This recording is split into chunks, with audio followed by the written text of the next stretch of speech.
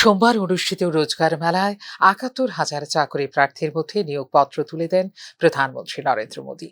দেশের ৪৫টি স্থানে একযোগে এই অনুষ্ঠানের আয়োজন করা হয়। ত্রিপুরায় রোজগার মেলার আয়োজন করা হয় আগরতলা শালবাগান স্থিত বিএসএফ এর ত্রিপুরা ফ্রন্টিয়ারের প্রধান কার্যালয়ে। এক্ষেত্রে রিমোট বোতাম টিপে নিয়োগপত্র বিতরণ কর্মসূচির সূচনা করেন প্রধানমন্ত্রী নরেন্দ্র মোদী। অনুষ্ঠানে যোগ দেন প্রধানমন্ত্রী দপ্তরের রাষ্ট্রমন্ত্রী ডাক্তার জিতেন্দ্র সিং। এবারের এই রোজগার মেলার মাধ্যমে বিভিন্ন কেন্দ্রীয় মন্ত্রক, দফতর ও সংস্থার জন্য পূর্বে গৃহীত চাকরি পরীক্ষায় রাজ্য থেকে উত্তীর্ণ পরীক্ষার্থীদের মধ্যে নিযুক্তি দেওয়া হয়। এবার রাজ্য থেকে নিযুক্তির জন্য উত্তীর্ণ হন ৫৩৪ জন।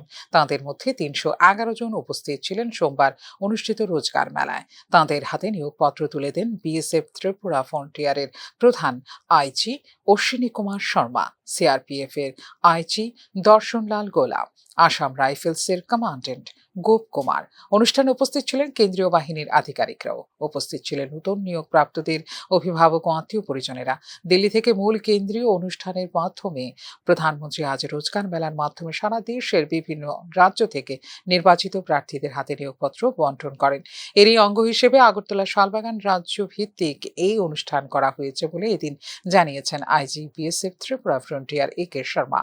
রোজগার মেলায় নিয়োগপত্র বন্টন শুধু তরুণদের রোজগার সুনিশ্চিত করবে না, উপরন্তু দেশের প্রগতি ও দেশ সেবার পথ প্রশস্ত করবে বলে এদিন জানিয়েছেন আইজি বিএসএফ ত্রিপুরা ফ্রন্টিয়ার একে শর্মা।